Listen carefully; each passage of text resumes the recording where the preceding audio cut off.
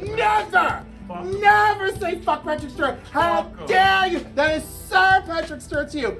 Sir Patrick Stewart. Sir Patrick Stewart and Sir Elton John. Let him make his argument. No, Why don't you? Right. There's no argument. You don't shit on Patrick Stewart. I don't care if he shit on your childhood. You don't shit on Patrick Stewart. He has given us everything. That man is barely flesh and bone left, and he still keeps coming back to give. He's right. He was great in Doctor Strange. I especially like the part where he got his neck snapped in half. That was a stellar performance.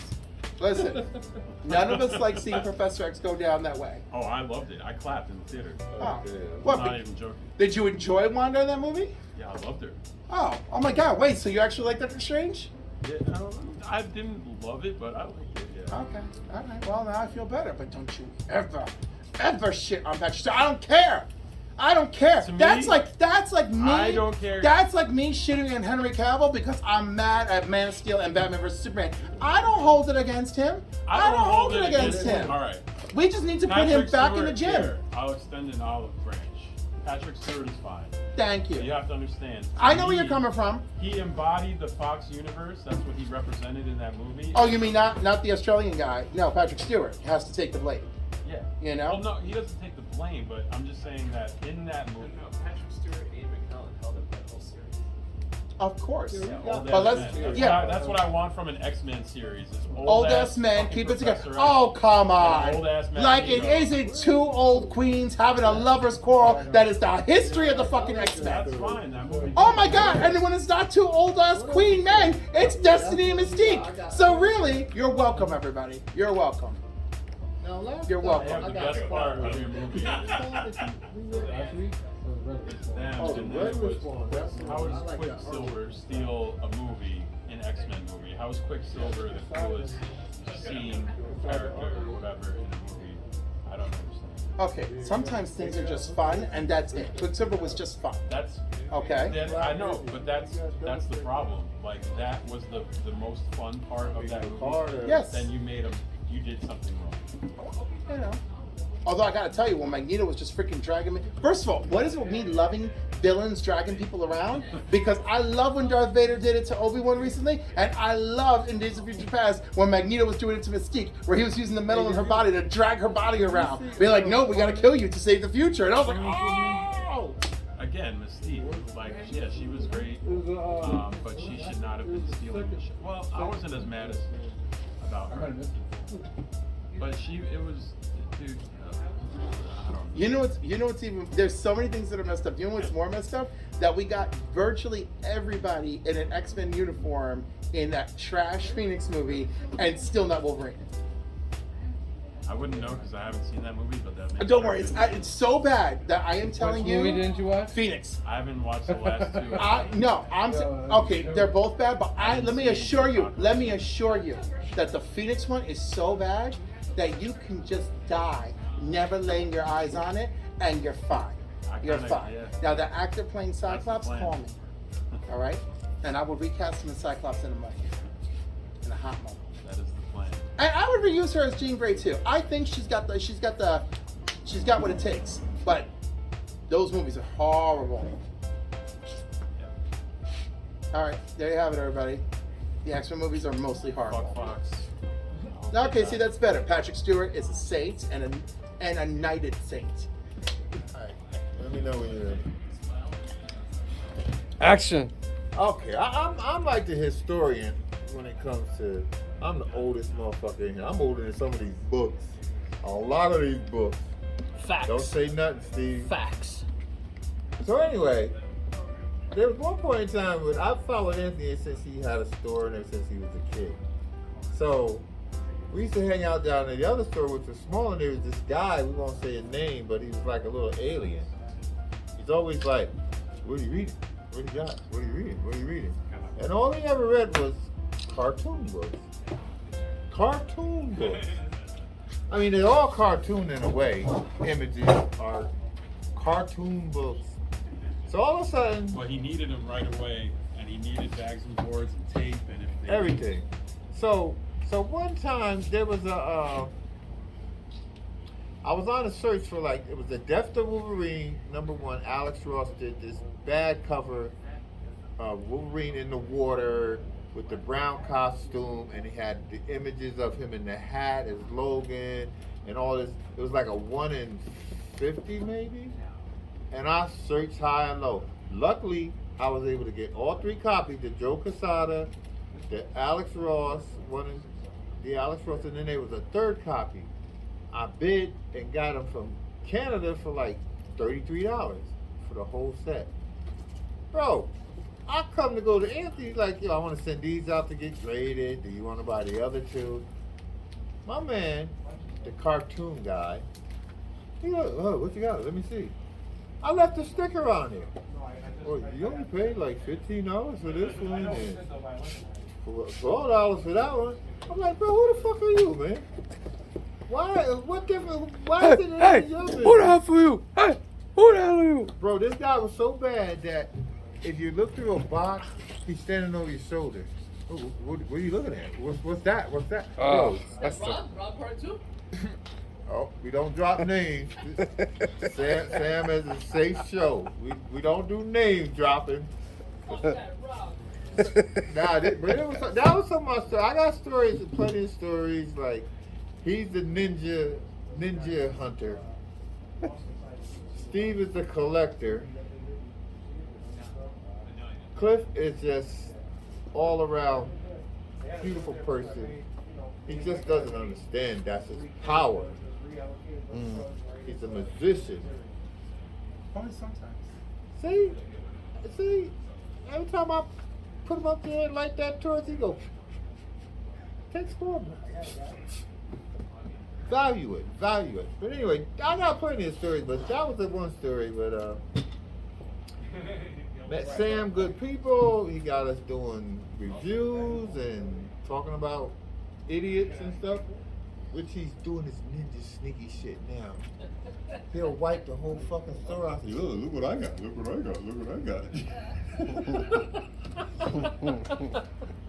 I do feel like I'm all around because like I'm old enough now where like I've got the stories from when we were kids and collecting comics to like now we're adults and we're like meeting people we met when we were kids again. And it's like, oh man, I remember the first time I met you. And I met you and I was never scared of you when you south.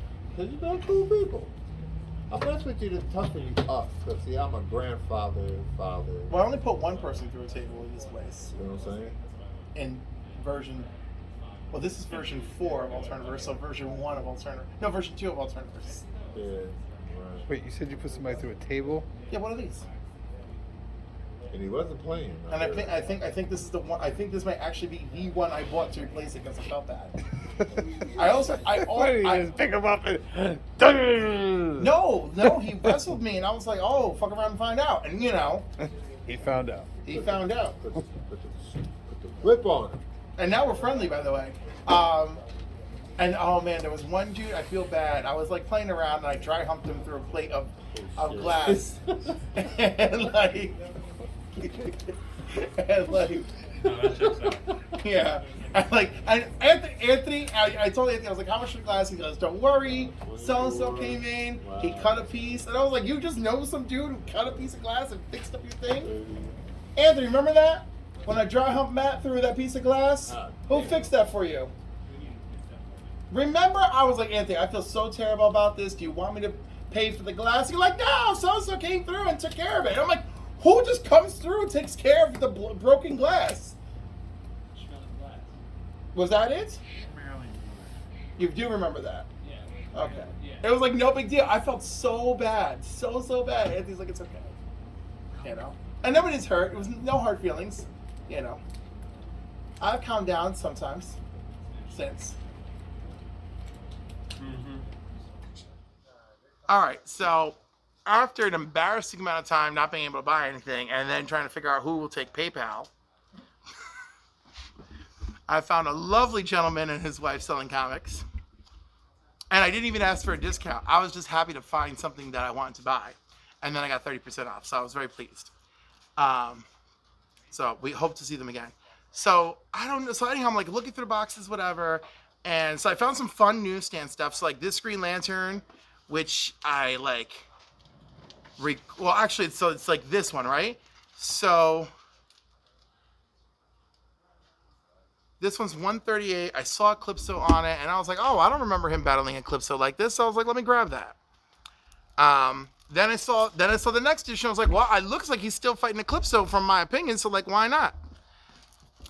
And then I see this George Perez cover with the Omega Men. I was like, well, I'm here. Let me not just abandon this, right? And then I see a Len Wen written issue with John Stewart battling Eclipso, and I'm like, well, I mean, clearly this is a sign I can't stop.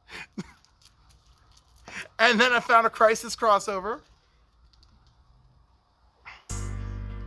And then, if I recall, it was during Crisis where they officially made Guy Gardner a Lantern and gave him the new outfits. So I'm like, well, I'm here. We just got to keep going. And then while I kept going, I was like, well, let's just get all the ones that I can find that are here.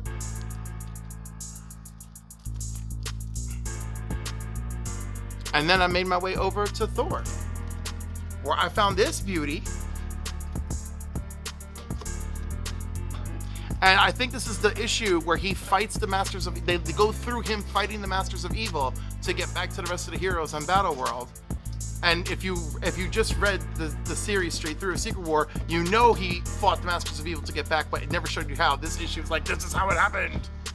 And then right after that, the very next issue is the Once and Future Thor. Is that the suit for the new movie? Older version of it? Like an older version of it. But this is a very specific Thor. I forgot this dude's name. This Thor. Right? It's like a different guy is able to manifest the power of Thor in the future. It's not Donald Blake, no.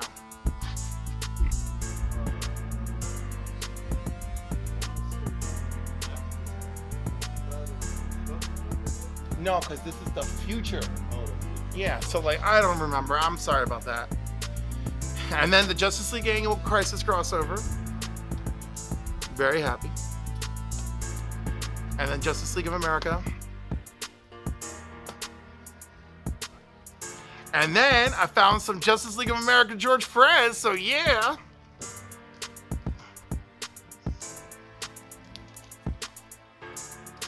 And this one. And by the way, the next one I found, I was sitting with my buddy from Albany who was shopping with his son, and I was showing him some classic Perez covers, right?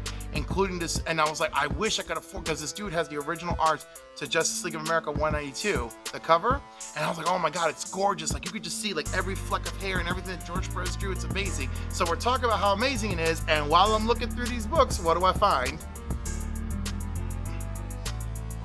So that made me happy. And then, of course, because it's the secret origin of Red Tornado, I got the other issue too. Pretty good DC pickup. Right? And like some of them might actually be worth something. I felt good about it. I think the Guy Gardner ones are worth it. All the George Perez ones are worth it. I don't care what anybody says. This was actually one of my favorite crossovers as a kid.